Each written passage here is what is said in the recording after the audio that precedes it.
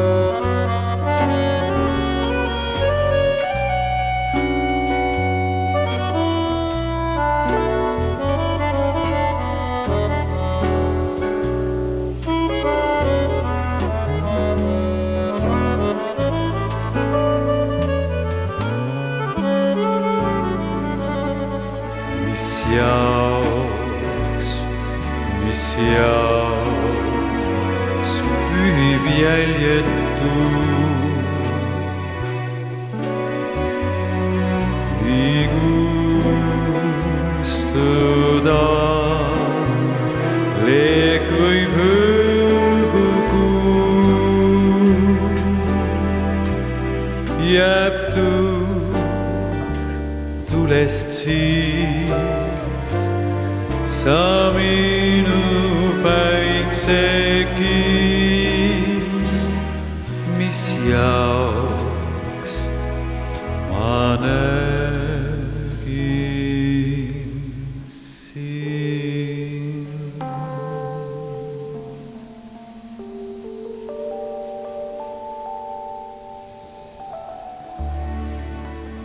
Uno, tõeline palsam, ütlen ma selle laulu kohta ja üldse sinu geniaalne, eks ole. Hans Hindbergi lugu Eesti Liilu. Jah. Me oleme sinuga tuttavad, tuleval aastal saab, kus sa teed, et 20 aastat.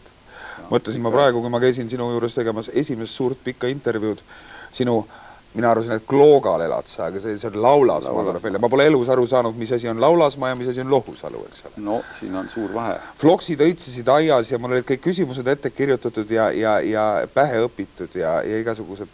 Nii et üldiselt ma pean ütlema seda, et kui mul üldse on olnud mingisugust televisioonikarjääri elus, Uno, siis algas see sinus seal tookord 83. aasta sügisel ja ma pean, võib-olla ei tule selleks rohkem võimalust, ütlema sulle, et ma olen sulle väga tänulik, et sa mind hästi vastu võtsid ja selle saate üldse Noore Jobuga nõustusid tegema. Kuule, siis on tänu vastastikune, sest mul oli väga hea meel, et minust üldse keegi midagi tahtis teha. Kuidas sul, me küsime paljudelt inimestelt, kes meid täna õhtul vaatavad, milline on olnud see 2002. aasta, mis kohe homme õhtul lõpule jõuab nende inimeste jaoks? Ma küsin sinu käest. Kallis sõber, kuidas on sinul see aasta läinud ja aasta kulgenud? No, kui päris aus olla, isiklikus plaanis on mul väga palju õnnestamisi olnud. ja kõige üldisemas plaanis on meil kõikidel vist päris hästi läinud. Sa tead, mida ma mõtlen? No nii. Ma mõtlen, natukene poliitikat ja natukene meie Eesti elu. Tead, anna mulle andeks, aga ma ei kujuta hästi ette, et sellised sümpaatsed inimesed nagu Heli Lääts ja sina ja Silvi Vrait, tead, ma loodan, et see sind kuidagi ei riiva, aga minu jaoks olete te lauljad ja mitte poliitikud ja ma absoluutselt või Heinz Baskin või saad sa aru, eks ole, minu jaoks olete te midagi rohkemat kui mingisuguse kuradi partei liikmed. Ma saan aru. Sa ei pane mulle pahaks? Ei, absoluutselt mitte, sa ei ole esimene, kes sellest räägib. Ja ma olen alati sellele vastanud täpselt nii, nagu see asi on. Et mitte keegi, mitte ükski teine erakond, ei Isamaa, ei, ma ei hakka nüüd kõik üles lugema, ei ole huvi tundnud, kuidas läheb Eesti triatlonile. Aga Keskerakond oli esimene, kes kutsus mu piltlikult välja ja ütles, et kuidas teil läheb. Tead sa, see on suur asi. See on minu jaoks, see oli ehmatavalt suur asi. Ja väga lihtsal põhjusel, kuna nad tõesti meid aitasid. Siis aitad sina neid? Asi see mul siis sinna parteisse pole astuda. Okay. Poliitik ma ei ole, nemad ka ju teavad seda. Kuidas sul laulmisega läheb? Selles mõttes, on sul kutseid, on sul kontserte, on sul esinemisi? On. Tänavu vast isegi rohkem kui möödunud aastal. Üldiselt läheb hästi. Ütle mulle, kas see esteetika, see stiil, see, mida sina lavalt oled pakkunud ja millest mina isiklikult olen vaimustuses, kui sa seisad kusagil seal Eesti väikses linnas laval, saavad inimesed sellest aru, võtavad nad sind hästi vastu? Ma usun, et nad saavad. Vähemalt jääb selline mulje. Meie inimesed ei ole nii viisakad, et nad ei patsutaks õlale, et nad ei kiidaks, et nad ei naerataks, et nad ei suruks kätt, kui see neile tõesti ei meeldiks. Ja jah, mitte ainult väikestes linnades, ka päris suurtes linnades on vastuvõtt väga hea. Ja tundub, et nüüd on see ring just käinud nii palju, et seda muusikat, mida ma oskan ja nagu, mis on mulle lähedane, et seda hakatakse ikka rohkem ja rohkem hindama ja mul on selle üle väga hea meel. Niisugused evergreenid sa mõtled? Jah. See on see, mis kunagi kuhugi ei kao. Ütle mulle, kui tõsiselt sa ise tegeled ikkagi veel spordiga, jooksed sa ja sõidad rattaga ja see on ikka kindlalt sinu elu üks peamine niisugune moment? No ma ütleks, et see või elustiil? Jah, ta on nii elustiil, kui ta kuulub praegu minu eriala juurde. See on niisugune profilaktiline, niisugune poolprofi sport, võiks öelda. No ikkagi amatöörsport tegelikult. Ma ei võistle, sest mul treenitus ei ole nii hea, nagu senagi ütlesid, et tahaksid ka triatloni teha. Ma ei soovita sul teha. Nii. Sa arvad, et juba liiga hilja, jah? Ei, mitte liiga hilja, aga siis sa pead üsna kaugelt peale hakkama. Tõsi, jah? Nii et sa ei soovita? Ei, ma soovitan hea meelega, igale ühele ma soovitan teha. Midagi jõukohasemat? Ei, alustada. Ma räägin sulle, kui ma õppisin pedagoogilises instituudis ja seda lõpetasin palju aastaid tagasi.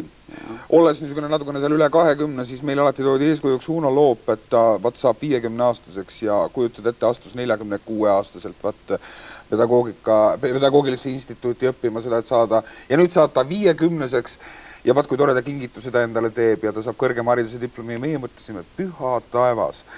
50-aastane, kui kohutavalt vana. Nüüd ähvardab see mind ennast õige varsti, mitte ehk veel küll praegu, aga mõne aasta pärast. Ja ma saan suurepäraselt aru, sa vaata, kuidas aeg muudab, eks ole, seda sinu suhtumist ja kuidas see kõik läheb paika. Uno, mis on see, mida sa tulevalt aastalt tahad? On sul mingisugune soov, mida sa pole teinud ja mida sa ilmtingimata tahad ära teha? Siis need soovid ei täitu tavaliselt, kui ma selle välja lobisen. Ma küsin su käest, on sul see soov olemas? On, kindlasti on. Uno, ma tahan, et see soov täituks ja aitäh sulle kõige eest. Suur tänu. Head vana aasta lõppu ja me kindlasti kohtume veel, kui päevi antakse. Head vana aasta lõppu. Sinu terviseks. Aitäh, sinu terviseks.